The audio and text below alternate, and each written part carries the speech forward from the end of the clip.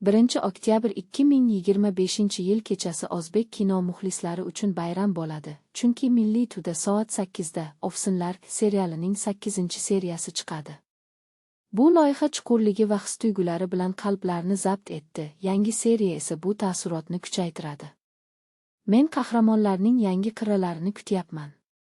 Ofsinlar haqiqiyligi bilan hayratga soladi. O'zbek oilalarining hayoti, quvonchlari va qayg'ulari, sharaf va sevgi mavzulari.